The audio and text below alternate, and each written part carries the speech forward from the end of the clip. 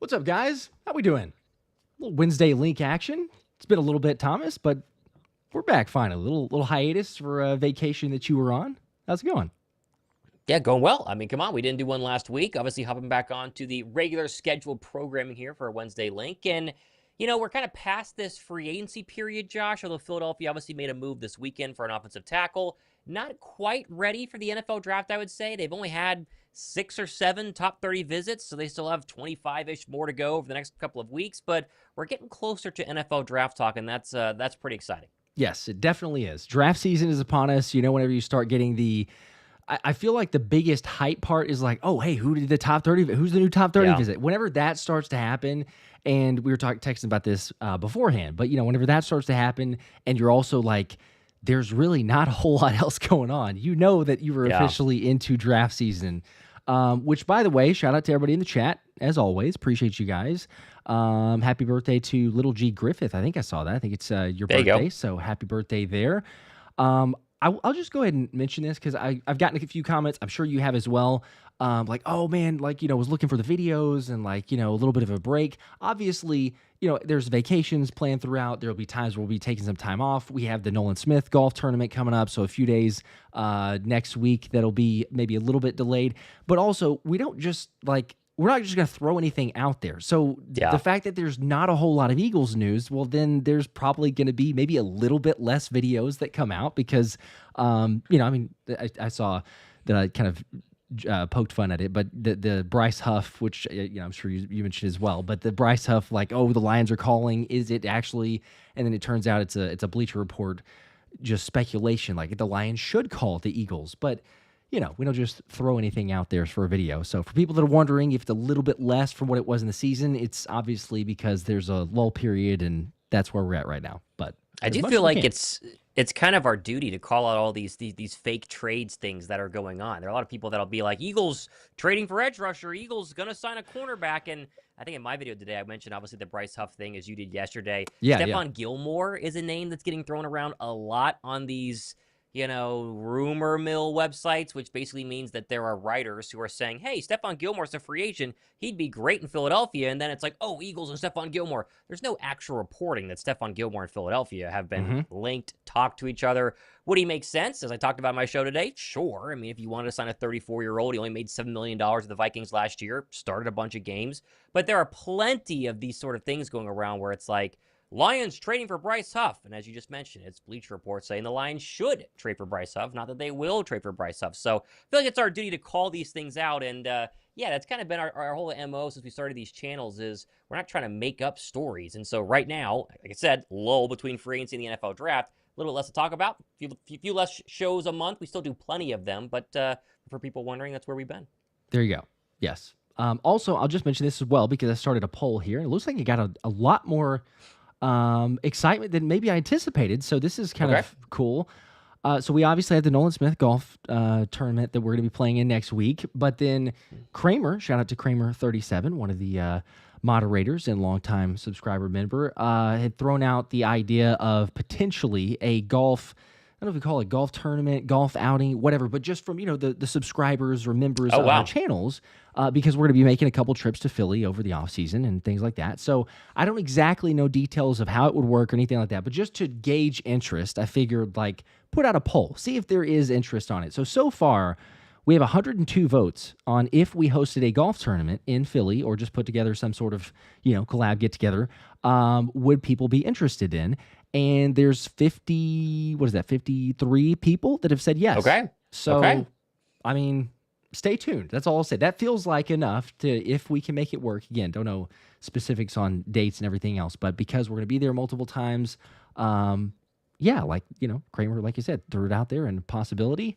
I'm never opposed to it. I'll never turn down an opportunity to play golf, but yeah, it's a chance to get everybody together and kind of a meet and greet in a way. Absolutely. So stay tuned. I'll just put that out there. There you go. I like those that don't play golf, no worries. All good. There's going to be other events or other opportunities too, I guess, but just threw that one out there. But nonetheless, as far as Eagles news, the limited Eagles news, They've had multiple top 30 visits. They had the signing with Kendall Lamb. We both talked about it. First time getting back, obviously, for week and a half for the show. But I think we're starting to see some of these moves, or continued, I guess, moves. So we've already seen a lot of those, but started to get the continual of the quote unquote draft proof the roster, like Howie Roseman so often does. But I'm curious because there's still a couple potential moves that we could see. I mean, it's like every single video, every single post is, hey, what about Justin Simmons? What about Julian Blackmon? So those are all always thrown out there. Bryce Huff, yes, because it's the continual, speculation everywhere. And then Dallas Goedert. Those feel like the three, I don't know, three pillars, three big pieces, however you want to phrase those for this offseason. But I don't know if it's necessarily like, okay, are those going to happen really soon here? Or is it let's get to the draft first? Because it has been, as we said, very much a lull now. Do you feel like it's going to be after the fact, or are we going to get something, we have a little bit less than a month until we get to the draft? Yeah, I think we're 29 days away from the NFL draft on April 24th. So 2 days less than a month, essentially. I think it's going to take until draft night and maybe beyond, right? Especially for a Justin Simmons or even a Dallas Goedert trade. And Bryce Huff is a whole different story. I don't think Philadelphia's going to find a trade partner for Bryce Huff. I know we keep, the Falcons, maybe a Kyle Pitts, Bryce Huff swap, but the money you got to take on to go ahead and acquire Bryce Huff just doesn't make sense for these football teams. And he did nothing last year. He healthy scratch in the Super Bowl, right? If he would have maybe played poorly, but still had a couple of tackles, maybe a couple sacks this season, different story. But the guy didn't even play in the Super Bowl. That's a pretty bad trade bargaining piece for the Eagles to go ahead and shop. Justin Simmons, to me, is as clear as it can actually be. If Philadelphia is really in on getting a safety, then they're going to try to get one of the two that we both like, Nick Emenwari, Malachi Starks, in round 1 at 32, or trade up in the mid-20s, late 20s to go ahead and do so. They fail to do so, or they don't have a day 2 safety that they really like and think can actually compete to be a starter as a rookie, because I don't think any of the other ones are that strong of a contender. Like, you would trust Malachi Starks, you would trust Nick Emenwari. There are a couple of others maybe, but it's a smaller class, right? So I think that if you were to fail to get your safety on night 1, then you would go ahead and give Justin Simmons a call. And then it's a matter of how much money, right? Because Philly is very clearly not wanting to spend a lot of money the rest of the offseason. Definitely not a long-term contract. It'd be a 1-year deal. I think Atlanta gave him an $8 million contract with incentives up to 12 last year. Got to be less than that, but that's if you were to go ahead and potentially lose out on one of these safeties. But what we're missing, though, Josh, with the safety position, at least to start off with here, what if Philly really likes Sidney Brown and they don't want to bring in competition for Sidney Brown because they're afraid that, training camp, Sidney Brown doesn't look as good as Justin Simmons, but we think, much like with Nolan Smith this past season, by the time you get to week 8, week 9, week 14, the playoffs, Nolan Smith became your best edge rusher. And the same can be said, hopefully, of Sidney Brown. And there could be a scenario where they just think, we're not going to waste any money, we're not going to waste any draft picks, any high draft picks, on competition for Sidney Brown, and trust that he can be the guy. And if that's the case, then it completely changes the NFL draft. He would, yes. I'm not opposed to that. Like, I am a big fan of Sidney Brown. I know you are. Anthony DeBona has mentioned it multiple times as well whenever we had our conversations. The one thing that I'll just keep on going back to, and this may be like it might have been, hey, that was the only option that we liked other than C.J. Gardner-Johnson because they traded him away. Yeah. But Justin Reed, and they're gonna pay him very close, if not. I mean, who knows? We don't know how the official numbers, but close. So, but somewhere around C.J. Gardner-Johnson numbers for a contract. So that to me is going like, well, you must not feel good enough about Sidney Brown, because why on earth are you about to you trade away C.J. Gardner-Johnson? You're trying to acquire a safety that re-ups, basically. It's the same type of contract size, but it re-ups for an extra year because you already had C.J. for this first year, and that falls through. So, okay, you don't get him, but I don't know. That's one of those strange positions, because you know what? Look, that might have been, like, Howie Roseman might have been for other reasons, and, we've been told other things that, who knows what is 100% on the reasonings for C.J. Gardner-Johnson, but there could have been other things within the locker room, whatever it was, traded him away. Cool, you think you're trying to save some money, but then you're trying to sign this other safety. You don't get him. Potentially. Maybe Howie that was the only other guy. Now that he's off the market, Justin Simmons, Julian Blackmon, Probably not. I'm speculating. I'm not saying that, but speculating if that's the way they think, and they go, well, Sidney Brown is not the worst option. That he could certainly pan out. You never know until you get him on the field, like you're talking about. But I keep going back to it. The fact that occurred afterwards, very, very soon after that trade, that tells me it was something with the locker, something culture, something moving on from him. And he's been the common denominator with Detroit, with Philly the past time as well. New Orleans moved on. So, do they go through the draft? I would, think that they're going to certainly give a good look. Now, we haven't had top 30 visits, as far as I know, for any of the premier safeties yet, but that's got to be. I mean, it's almost like you could just go through and pick like the top 3 or 4 and say they will be in Philly at some point. Like, we haven't gotten reports yet, but they will be in Philly at some point.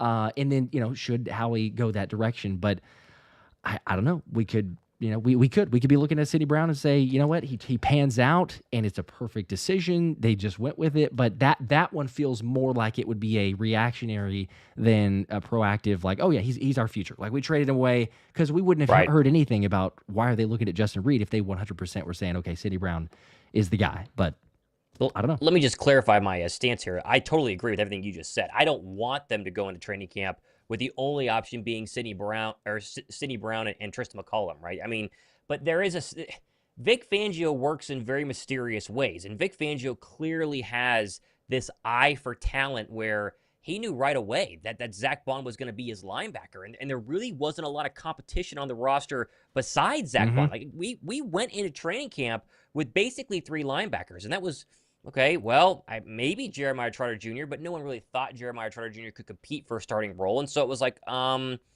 right, well, I guess Dean is one, and then Bond. But there were massive question marks, and yet he knew Bond was going to be his guy the entire time, and turned out to be right. So I'm saying there could be a scenario where that happens with Sidney Brown, where Vic Fangio believes in Sidney Brown so much, he's guaranteed Howie Roseman that this is the next Zach Bond in terms of, up and coming in the NFL, and we're going to roll with him. What they should do, though, is definitely have a backup plan, because as we've seen in Philadelphia, really, for the majority of the past 20 years, there's always been a weak link in the secondary. It feels like this past 2024 team was the first team where there was not a weak link in the secondary. You can make an argument for 2022, but there was still, nickel was kind of a problem, and they also, I don't think the safeties, Gardner Johnson played well, but they weren't as strong as safety as they were this past season, at least I would argue, because Gardner Johnson got a lot better. He played his best football down the stretch in 2024. But we are kind of used to having a chink in the armor in the secondary, and it'd be nice for Philadelphia to make sure that is not the case, right? If they're going to have problems on this defense, you would like for it to maybe be the lack of an extra edge rusher, although they feel like they've gotten that figured out. Maybe it's Keely Ringo is the problem on the outside.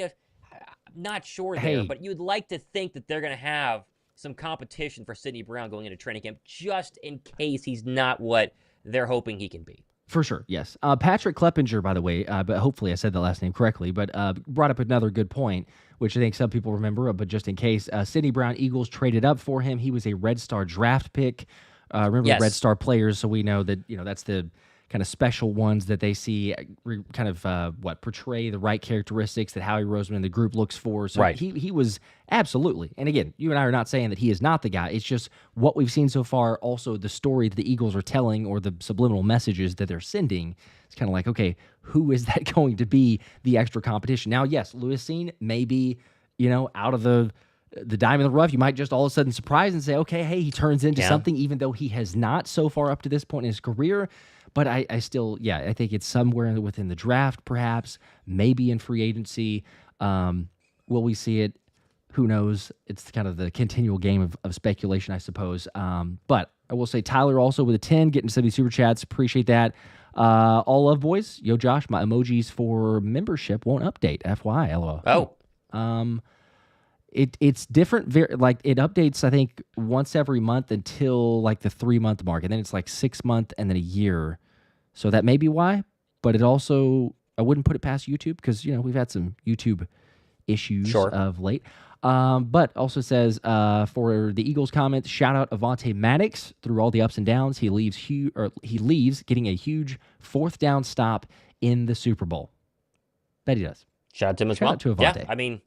And clearly, the Lions think he can still play. He's still got a 1-year contract. He's getting up there in age. We forget Avonte Maddox is not 23 anymore. So, happy trails. It does feel like, especially with Avonte Maddox leaving, maybe Adoree Jackson is going to be that kind of backup nickel spot guy. I talked about this on a show last week, Josh. I'm curious your thoughts on this because, safety is one thing, right? Safety, there's a hole there depending on what City Brown does. We just talked about that. Corner is the other spot because Keely Ringo is very much a City Brown type character. He's going to go into year 3.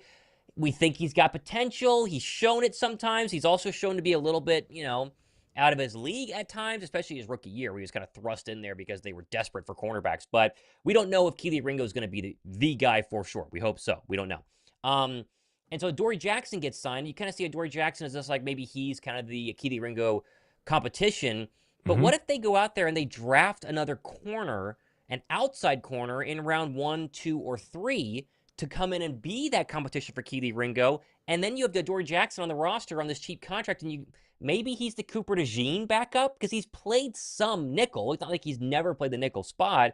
And then you have at least a backup if Cooper DeJean were to go down, plus the draft pick to compete on the outside. I'm curious if you think Jackson is going to be actually in line to compete for a starting role, or if they have backup and more mentorship aspirations for him in 2025.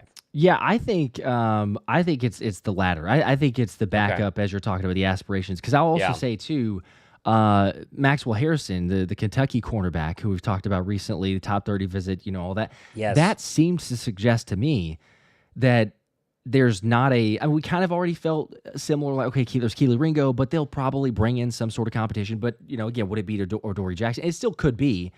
But the fact that you're spending a top 30 visit on a cornerback, you're gonna do your homework for sure. But you got to look and see, okay, who potentially is going to fall to us? Like, who is roughly in that range of 32? Yeah. Do you trade up, trade back slightly?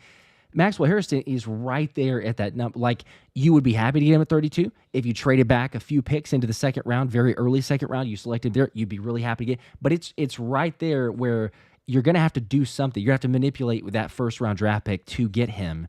And so to me, that says, yeah, they're not sold on Keely Ringo yet. Now, he may be the front runner, but it's also like we're not opposed to, even though, it would be kind of crazy if they did, but they're not opposed to saying, like, we drafted Quinyon Mitchell first round, we drafted Cooper DeJean second round last year, and then to start this next year, another cornerback. That would be kind of crazy if the first, first round, second round picks, all corners.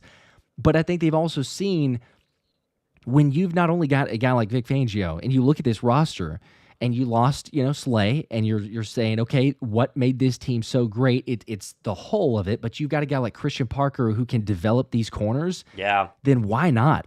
If you have an opportunity to take, Maxwell Harrison who's a 4.28 speed, my gosh, that dude crazy with the ball skills, and he had, 3 pick sixes out of his 6 interceptions in college, so he's got to learn some things, sure, as everyone does, but almost everyone scout-wise would say he's a legit candidate to be a starter, surefire starter as a CB2. Maybe not your CB1 for a corner for a team, but if we already got Quinyon Mitchell for that guy, so it wouldn't be the worst. They say, okay, hey, you know what? You got some of the pieces of the line already. You got your linebacker in Zach Bond. Safety, that's the question, right? Like I would probably lean towards let's go safety first, but if you have the right guy, and if that is Maxwell Harrison, I just think it's telling that they already brought a guy in who's in that range. And if we see, quite honestly, if we see a couple others, maybe 1 or 2 other corners that are roughly in that range get brought in as well, then I'll really start going, okay, that tells me maybe Keely Ringo wins it, but again, that's not a surefire bet, and then we see beyond it. But I would also, back to your question of Adoree Jackson, I just think it's more of it's great to have a veteran presence. It's great to have that wisdom, that leadership in the locker room. If he has to play, fine, but I can't imagine it's we signed him to, ideally be our guy to start on the outside with those guys. So we'll see. Yeah. The successful thing about Howie Roseman this past season was that he had backups in case of emergency, right? They did Jalen Hunt in case Brandon Graham were to go down, Cooper DeJean in case Avonte Maddox were to go down or stink, right? They had all sorts of guys backed up and ready to go. Jahan Dotson was a trade, heaven forbid, Devontae Smith got injured. It wasn't because they wanted Dotson to be the number 3. That was an added bonus. It was just in case you were to go ahead and have an injury with your top 2 wide receivers. And maybe that philosophy is going to be the new philosophy going forward, and which means they're going to need to get another corner, another safety, another defensive end. And and another running back so far in this draft. Those feel to me like kind of the main positions that you're expecting Philadelphia to go ahead and get. So get to these super chats though. I know you're about to read those. Yeah, without a doubt. Deep Crow with a 5. We appreciate that. Says, are we taking bets on how far into the season it takes before QB1 is ranked below Cam Ward on those who would you rather build a team around segments? Those are the dumbest segments in the world, by the way. The dumbest segments in the entire world. Yeah, they absolutely are. It won't take long. Dumbest. I mean, let's be honest. It won't take long. I'm not taking bets on those, but it won't, because half, if not more, of those are just for views anyway. They're just going to say something to get people emotional. Be like, are you kidding me? Can you believe what he said there? But the few idiots that believe it, I mean, at the end of the day, because now Jalen has proven it, and I've gotten a couple comments on recent video. Now, granted, they're like Cowboys and Giants fans, so I don't feel bad for them, but like it's justified, like, because they're living in lunacy anyway. But like, they're like, oh yeah, Dak's better than Hurts. Hurts sucks. Like, oh yeah, just wait, we got Russell Wilson. All right, cool. I mean, for the Dak statement there, you can say whatever you want to. Oh yeah, but his record against the Eagles, playoffs, how's he done? Super Bowls, how's he done? Has he made it there? Like, the fact that Jalen has gotten there and done that now, I don't even care. Like, you can do those segments all day long, and the only thing that I would say is it's good. Because Jalen is going to end up seeing it, reading it, hearing about it, whatever, because we saw the extra motivation that he gets, right? It's like, fine, you want to doubt me more? Great, let's do that. To see what happens, because we've already witnessed Jalen and the iconic clip of him, looking off to the side with the panelists picking all the Chiefs to win the Super Bowl. It's like, all right, cool. Let's see, Dylan with a 5. Appreciate that. Just realized CJ and Slay will be at the White House together. Also, I hope we draft Chris Paul Jr. with Dean coming from injury. Also, Jeff Bassa.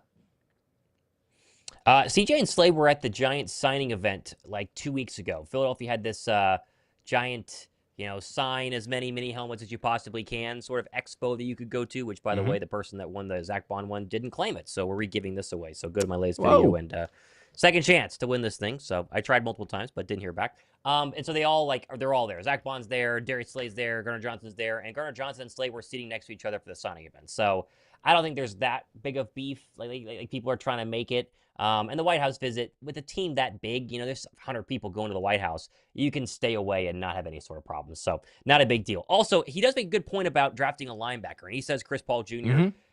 It's not a super strong linebacker class in terms of middle linebacker. I mean, there's a lot of edge rushers in this draft, and that really feels like where the first round goes. If safety is not available, maybe a trade up into the second round. They've met with a couple of edge rushers who are going to be kind of the 32 to 46 pick range. That makes some sense. But linebacker is very interesting because obviously you have Zach Bond. Obviously, you have Jeremiah Trotter Jr., and I think they feel very confident that he could play, especially with a year underneath his belt, an offseason, a training camp, a preseason number 2.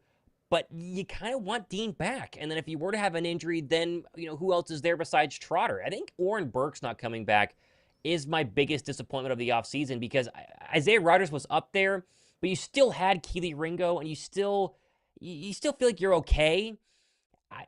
Oren Burks was really good. We talk about underrated Eagles last year. He might be the most underrated. Moro Ojomo is grossly underrated. Jalen Hunt was great in the Super Bowl. But Oren Burks played Pro Bowl caliber football after just coming off the bench and being a nobody the entirety of the year, and filled in admirably, if not better than a Kobe Dean was. So that was my biggest loss. And I do think backup linebacker is something to keep an eye on. And obviously kind of one of these day 2, round 4, 5, 6, 7 picks that you just need to make sure you have a body in there if worse were to come to worse, as it did happen with Kobe Dean. Yeah, I'm not opposed to it. We know what linebacker means to Fangio, especially with his defenses. So if you get the right guy, I mean, drafting a guy from Houston Christian in the 3rd round didn't have a lot of people happy whenever it first happened. But look and see, because he knows. I mean, he sees a lot within different defensive players. But to turn Zach Bond into All-Pro and you get Jalen Hunt to perform the way that he did in the Super Bowl, not the worst thing. So I wouldn't be opposed. I think, as most people, safety feels like the potential there. Maybe defensive line. Corner for some, but I think it's one of those options. Offensive lineman is a possibility, But I still feel like with Jeff Stoutland, you also look at some of the visits they're bringing in. A lot of those guys are day 2, day 3 picks, potentially even for offensive line. So you could probably get some depth, whether it is your, an additional swing tackle or developmental project, or even maybe Lane's replacement, that we throw out there. It feels like you don't necessarily have to go with those in the first round. So I don't know. That's the fascinating part of the draft. And we will say that it does, like right now, 28-ish days away from the draft, there's still a lot of up in the, like, it could be this position, it could be that position, it could be this guy, that guy. As it gets closer, and this is what I always get the realization or remember when you kind of go back to last drafts or see how it shook out, you start to get a better idea. Not that anyone knows for sure 100%, but about a week out is when you start looking, and you got some mock drafts with a general consensus. You start getting the reports confirming, okay, there's a target for either this player or this position more often than the others. And then it starts to tell the signs, because the same thing happened with Jalen Carter. Even though we didn't necessarily believe there was an opportunity, it's like, okay, yeah, but is Jalen Carter going to fall far enough, or how high will Howie trade up? But Jalen Carter's name kept getting thrown out there. And then the same thing with Quinyon Mitchell. It almost the identical scenarios. Like everyone's going, yes, that's the pick, but how far does Howie have to trade up and go get his corner?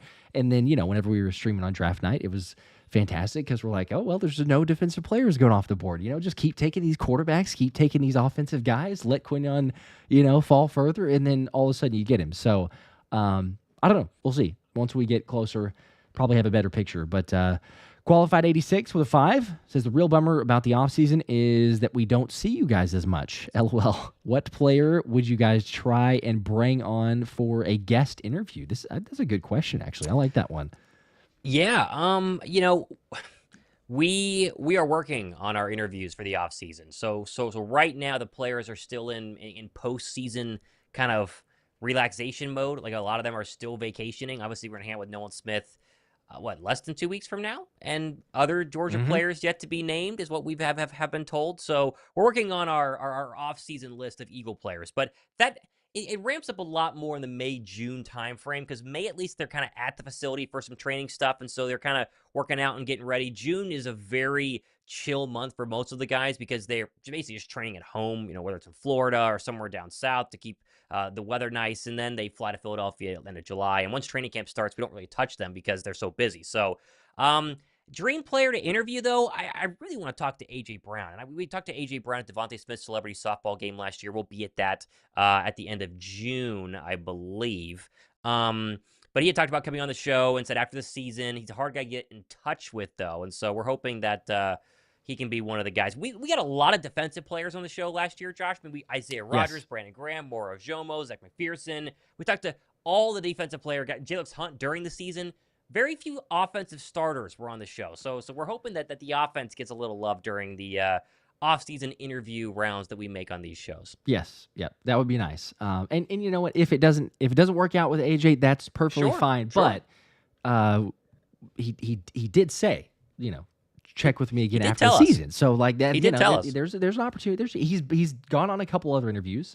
So maybe there's a chance. But that one would be fun. I feel like if out of all the offensive players, Saquon would be a blast. I feel like he's got to be even busier with interview requests and everything else. He's a hard guy to get. Yeah. If we could, sure. Landon Dickerson, Andrew says Landon Dickerson, that would be fun. I think Landon would be good. Yeah, Lane would be a lot of fun. Lane would be a lot of fun. And, we'll start reaching out to these guys. We have connections. We have ability to get our names in front of these guys, and they got to make a decision if they want to come on. So that's basically how it works. Yep. So stay tuned. The teaser from Thomas there. Stay tuned. May, June-ish time frame probably. We'll start having a couple of those interviews. And maybe we even it out a little bit more with offense. Alex with a 2, appreciate that, says, what is your take on Vic saying Hurts has no weakness? Yeah, that was a quote from 2021, right? Whenever Jalen was coming out he had come out of the draft. It was his first actual year of starting. So Fangio said that whenever Philadelphia had played his Denver Broncos. That was the Devontae Smith rookie game. That was kind of Smitty's best rookie game, and Hurts had a very, very good overall performance. So it's an old quote, but, a lot of people respect Jalen Hurts. And the national media does what it does because the problem that the national media can't get past is they know Josh Allen is really good and they know Lamar Jackson is really good.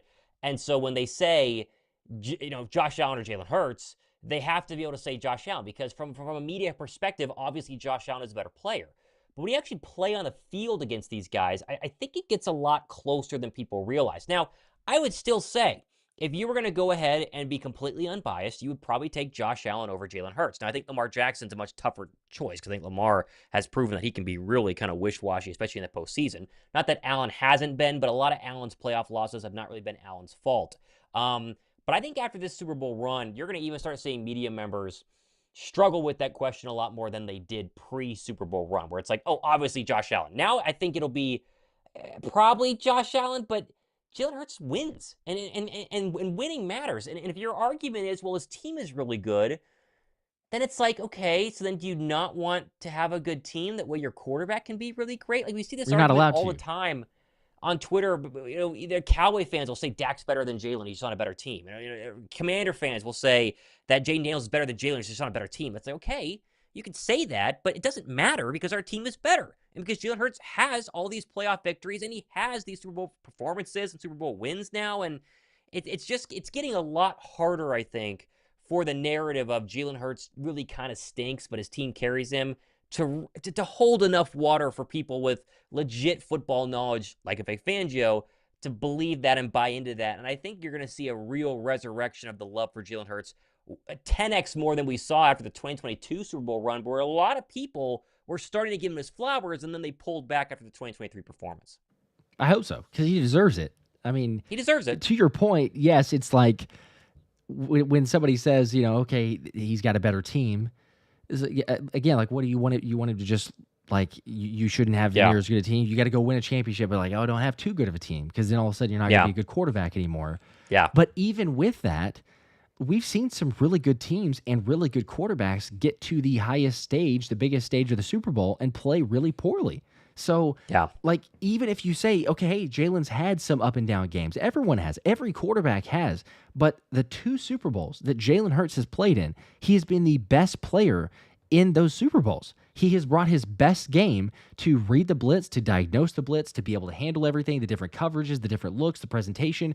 Steve Spagnuolo has mentioned it now. He went on the, I think, the interview with Brian Baldinger and talked about it there, of being like, man, it's been 2 games now. It's not even just that first one. He talked about the first one a couple years ago, but then talked about it again, and like, man, this dude has it. When push comes to shove, when it's time to show out, it's like, all right, the light's the brightest.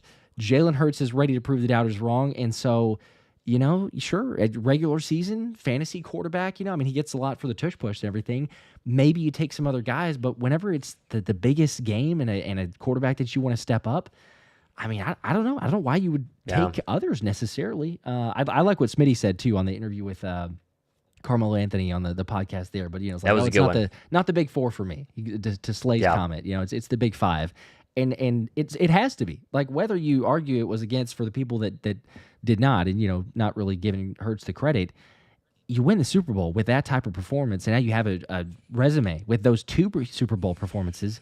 I know. You're in the big 5. You're a part of that group, whether people want to buy into it or not. But well, and what's the stat right now? Like, after Matthew Stafford's draft was, 2009? And the only quarterbacks to win a Super Bowl since Matthew Stafford was drafted are Matthew Stafford, Patrick Mahomes, Tom Brady, and Jalen Hurts, right? Isn't that? I'm not missing somebody. Oh, and Nick Foles. That's it. Yeah.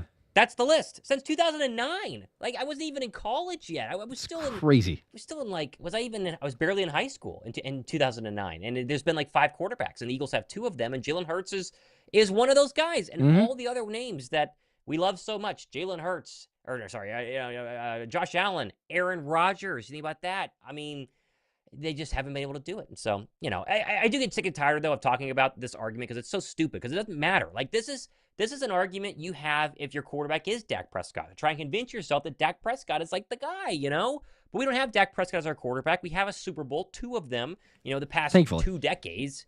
And it's not even a relevant question because we know that Jalen Hurts is actually better because he's proved it. So, which, by the way, I want to ask you. There we go. You saw, because I talked about it on my show today, you saw that random Browns reporter who said the Browns are trying to trade for Dak Prescott, right? You saw that whole thing on Twitter today. Yes, I did. Yes. I don't know. I don't know what to make of anything that really for both franchises. Like, I don't know when Cleveland's doing one thing, it's like the fact that they're paying all these guaranteed money and trying to make moves that don't really make sense because you really need to just start a clean slate. You needed to trade Myles Garrett. He's a transcendent player. He's one of the best in the NFL, but you needed to trade him if you're trying to do anything with Cleveland. Start anew. So that I don't know. You got this situation with Deshaun, but then also with Dallas, like, okay, cool, you want to go ahead and do that. But if you wanted to make a trade, then you do it before you lock him up with that type of contract. Like, 'cause what team's going to legit? I mean, maybe Cleveland is the buyer because they've done it with Deshaun Watson. But like, I would imagine it just doesn't. I don't know. Like, I can't try to talk through and talk sense into what Dallas does. But we're not GMs, Thomas. But even just the level of thinking that we can get to sometimes just floors me at what Dallas does not do. And you're like, Howie Roseman is 7 steps ahead, if not more. But we can just kind of speculate and go, yeah, well, you probably should have signed your quarterback earlier than that. Or you should have traded him if he wasn't the guy. You probably should have signed your wide receiver before you did because all of a sudden you had to pay an extra $7 million with CeeDee Lamb's contract. You should have signed Micah Parsons before. Well, now you got to pay way more because of Myles Garrett and his contract there. It's just all these other easy answers if you know they're going to be a part of your future because they say those things and then they finally get a contract done. It just costs them millions extra. But yeah, I don't know. I saw it. I really don't know what to make. I mean, maybe it happens with a trade there, but it's madness until something happens with them. I enjoy it because it's the gift that keeps on giving, like we say, for Jerry Jones and the Clowns. But yeah, nothing really surprises me these days. Where you see a headline or a title, maybe a split second, kind of like, wait, is that legit? Well, okay, it's Dallas. Yeah, that's kind of how they do business. So not surprising. Let's see, got a couple of super chats here. Hit on some of these. Ricardo with a 5. What do you feel about this Eagles defense with the 2025 NFL season coming up? I guess just general thoughts on the defense, but. Yeah, I mean, we kind of talked about it, right? There are definitely question marks. Linebacker with Nakobe Dean, corner with Keely Ringo, and safety, obviously, with Sidney Brown and no more C.J. Gardner-Johnson. If they would have not gotten rid of C.J. Gardner-Johnson, I would have felt a lot better about the Eagle defense. I think the expectation, though, is that Nolan Smith's going to be a real problem this year because he was a real problem the second half of the season. He wasn't that big of a problem early on. Talk about blossoming into your true form by the end of the season, playing your best football when it mattered the most. That was Nolan Smith. And to a degree, it was Jalen Hunt, although Hunt was really at the very end. Like, Hunt was a kind of a playoff run darling versus where Nolan Smith was really great in the Baltimore Raven game. He was really great in that first matchup against the Washington Commanders that you and I were at on Thursday night. So the expectation for me is Jalen Carter becomes the best defensive player in the National Football League, at least the best defensive lineman in the National Football League, right? He's the Aaron Donald this coming season. Nolan Smith is a legit double-digit sack guy, 10 or 11. And then Jalen Hunt is kind of the wild card then because are you going to get – if you get Super Bowl Jalen Hunt, holy cow. I mean, this defensive line is going to be crazy. More Jomo year 2. Unfair. Him and Jalen Hunt could take this astronomical rise, or year 3, I guess. So I feel good. I just think they need to get a safety. They need to get an edge. They need to get a cornerback. Now, you're probably only going to get 2 of those 3 in round 1 and 2. Obviously, you only have 2 picks, right? So what kind of duo of those 3 positions do you go for based on biggest need, and how much of an impact can they make early on? Because I think Philadelphia's been a little spoiled, Josh, with rookies being really productive the past couple of years.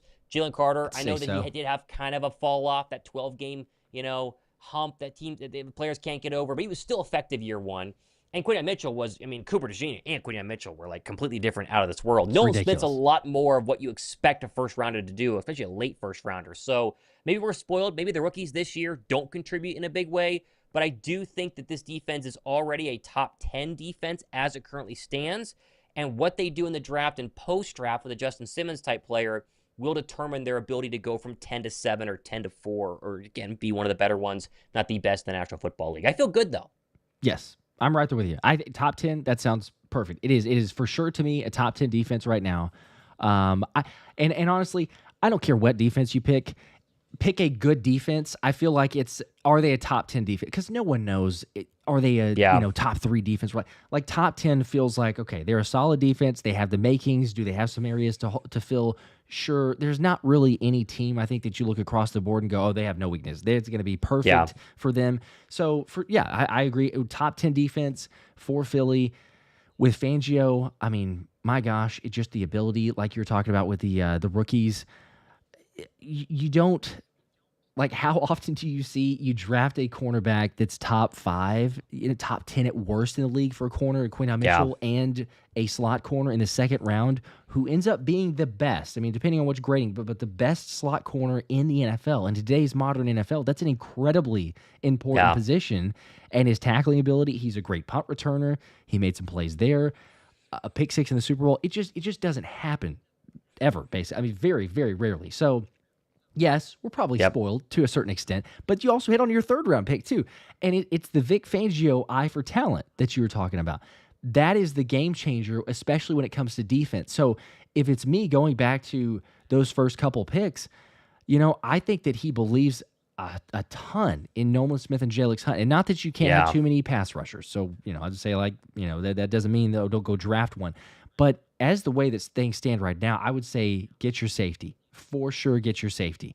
That locks up one of those positions, assuming that there's a guy available and that Fangio likes. But get your safety there, maybe round 1.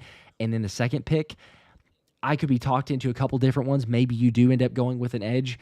You could end up getting a corner. To me, I feel like they're leaning towards the corner. Again, just going back to the Maxwell Harrison, but if you're bringing in potential guys that looking at Keely Ringo, because it's either you bring in good competition, and we saw Isaiah Rodgers had to make some good spot starts and come in whenever guys got injured. So it's not a bad thing, even if you draft a guy and you say, okay, the rookie's going to sit behind because Keely won out that job.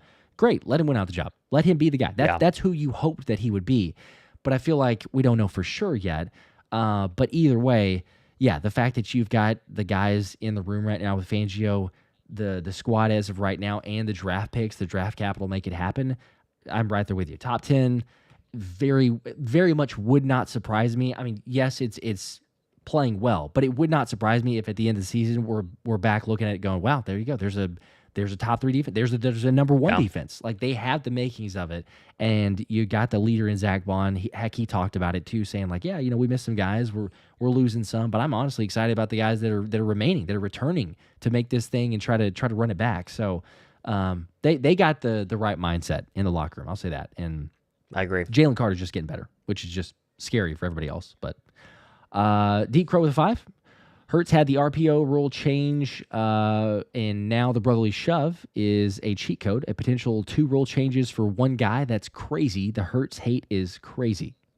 We forget about the RPO rule change because that was 2022, and then they changed the rule to where, I mean, the amount of 2023 penalties that were an eligible man downfield, or it was the pick play where they were calling a lot more offensive pass interference for pick plays. I mean, the amount of rub routes that Philly got called on in 2023 in the red zone was insane. So, and that was the whole thing. Hurts is this RPO, limited throwing guy, but he has a great, offensive line. He can run the football. I mean, the RPO virtually didn't exist this season, Josh. I mean, a lot of Jalen Hurts' runs was Jalen Hurts just kind of running around or a design quarterback run. The RPO basically went away. There were a lot of pistol formation runs to Saquon Barkley. Think about the heavy hitter in the NFC champion or the NFC divisional round against the Rams. That was not an RPO.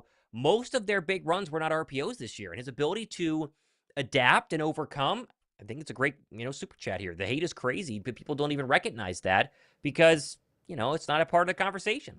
No, yeah. And everybody's got the agenda, so they're not going to bring it back up and be like, hey, look at what he did. Look at what Jalen Hurts did to change the NFL, or he's kind of the cheat code on that side. He doesn't get the credit, but someone who will get the credit, let's go, Matt, with the Eagle one with the 20 gifted Philly Special Show memberships. 20 individuals getting in on the memberships. Congratulations to you guys there.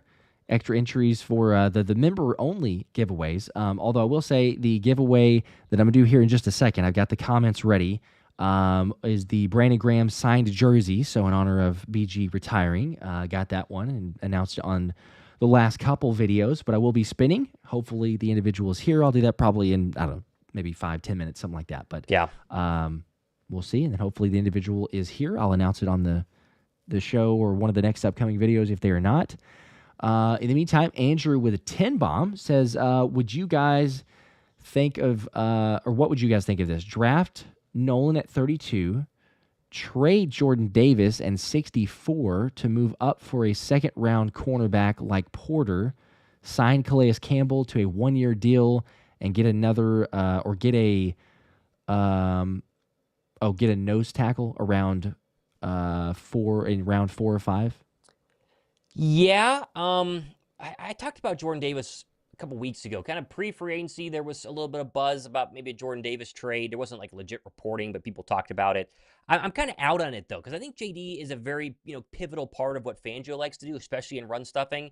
And I think there is another gear for him. There's definitely another level for Jordan Davis. So unless and I don't think it's be too expensive whenever they want to go ahead and re-sign him. And the 5th-year option is obviously as a first-round draft pick can come into play as well. So I think I'm in on keeping him. I would like to sign Calais Campbell, and I know you and I both talked about him last week, just outright. I think he'd be cheap. He wants to chase a ring. I think this is the best spot. I know there are reports that the Chiefs had an offer on the table for him, but he remains unsigned. So I'd be very much in on Calais Campbell as one of those final veteran contracts to come in here and be the defensive tackle role, the Chris Long of defensive tackles, and see what happens. Might as well. Doesn't hurt with a veteran presence. We got such a youth on the defense anyway, because the average age is like 25.6 years old or something like that. It's ridiculous young.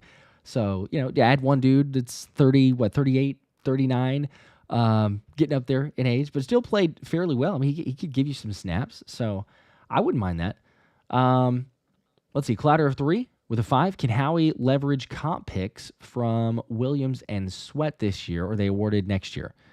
Next year. They're we know the round estimation there, but they won't give the exact numbers and everything else until before.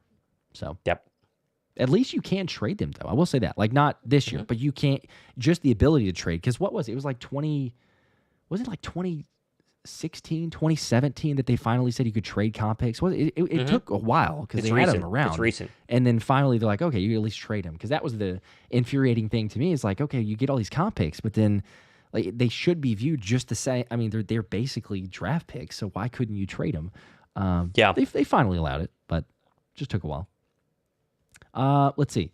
As far as a couple other comments here. Oh yeah, well we got the continual Abdul Carter. I know that usually gets brought up. That's not a realistic. Adam Schefter said Browns. Adam Schefter said he's a Brown today. Okay. And that's 2, which would mean that Shador, because Cam Ward is 1, so we're saying Abdul Carter's 2. I mean, the Giants have a decision to make. If they want to go Russ plus Jameis plus Shador Sanders, which would be pretty nuts. So they're not opposed. Who was it? Carter will not be an Eagle. He could be a Brown though. Yeah.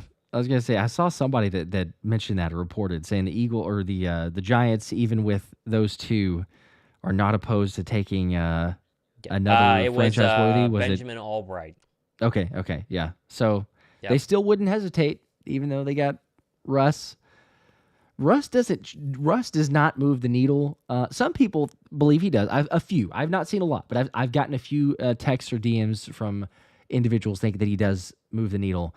Vegas would say that he does not, though, because the win total for the Giants was set at 3.5, and when the signing for Russell Wilson occurred, it is still 3.5, and that would have probably changed. Even if you bump it up to like 4.5, 5.5, but you're just saying like, yeah, they're for sure not making the playoffs.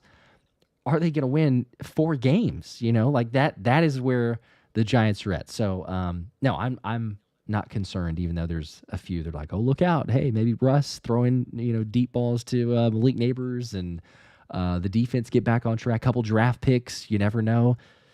I mean, maybe crazier things have happened. I'm not really buying into this whole situation because the issue is, Kimberly, yes, if you leave a comment, you'll be entered. You go back to the video. I'll get the list of comments here in like 3 minutes.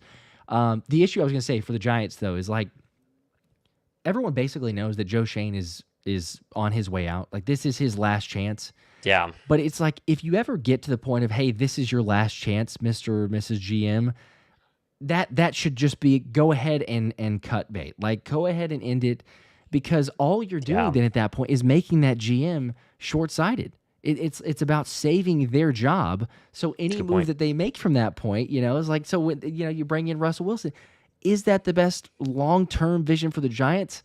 Probably not. There's a few that would argue, I guess, maybe, but like all intents and purposes, go draft your franchise quarterback this year and accept the fact that you're probably for a couple more years going to be in this rebuild, and then things can be in the right line of fire. But Joe Schoen missed the boat. Joe Schoen let Saquon Barkley walk. Joe Schoen didn't want Jaden Daniels. Joe Schoen didn't decide to go and get any sort of O-line help for Daniel Jones, and he bet on Daniel Jones. So, like, there's so many moves that he made that were issues to begin with that it's like, at that point, you do. If you're John Mary, it's like, go ahead and move on. I know that he appreciates longevity sometimes. Oh, we'll give him another shot.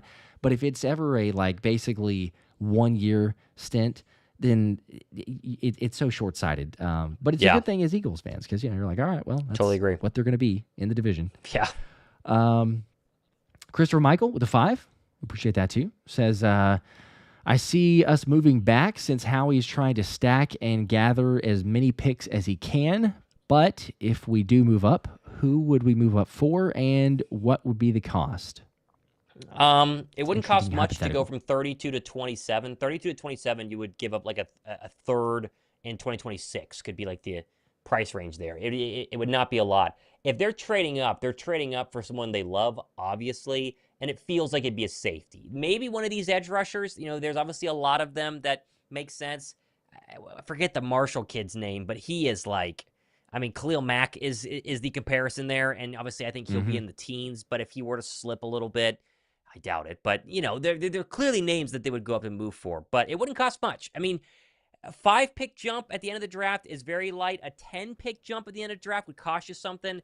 A 15-pick jump into the teens would cost you another first-round draft pick. So, if they move, it'll be a couple of picks up to grab someone that they really like. Yeah, I agree. I think that's probably if I had to predict, I would say they could go up for more. I would think that it's going to be more like a when did Xavier Worthy get? What did the Chiefs? I forget which wasn't he 32? Pick did he get drafted? No, because remember they traded in front of Buffalo, or Buffalo traded the Chiefs, and everybody's like, oh, it's going to cost you and everything. It wasn't 32 because they traded up. When did he forget. I'm going to look this up real quick. It was. Oh, come on, Wikipedia. There we go. 28. Okay, so that wasn't even. That was 4 there you picks. Go. Yeah. I still kind of feel like that would be the range, because it doesn't take a whole lot. You move up 4 or 5 selections and get a guy if you really like him. It could be a lot more, but I kind of think that it would be that number. So okay, yeah. All right, I got a couple more comments that we're asking about that. I'm gonna refresh the comments and get those though for individuals getting onto the BG giveaway as we get this teed up here. Again, signed Brandon Graham jersey from the GOAT himself. It's sad that he's no longer going to be suited up in action on the field, but who knows? Maybe he gets a role on the sideline. All right. Get the comments here. Okay. I think I'm good. Should have the most up-to-date, most recent. Good luck to everybody. And share the screen. Hopefully the individual's here, but like I say, you don't have to be. Right. It is Chris Candle. Chris Candle, okay. H6U. Says, go Birds all in one post. That was the comment. So go Birds all in one post. Appreciate that, Chris. Chris with a K. Chris, all you got to do, as normal, as usual, just hit me up, thephillyspecialshow@gmail.com. Email me. I will also make sure to comment or to share this in the next video. So if you don't see it there, if you're here, it would be fantastic over the next couple minutes before we wrap. Otherwise, one of the socials, DM, that works too. Just however you can get a hold. And also the typical, normal update to everybody else while we're on this giveaway. Just never fall for any of those scammers. Thomas and I have had several recently. Right. They're not us. Jeez. We don't have besties. We don't have packages to ship you guys. We might, but we're not going to message it that way. We don't really misspell anything. We're announcing it on the videos. The usernames aren't these weird letters, characters after our names too. But I know. For what it's worth, just a reminder. But be congrats mindful. to Chris for winning. You got there it. You go. All right. Well, I'll keep an eye out for just a split second as we're getting close to wrapping here. Let's see. Last topic here was some people are saying yes. I know it's rigged. It's always a rigged thing there. That's right. That's right. Chris would argue otherwise.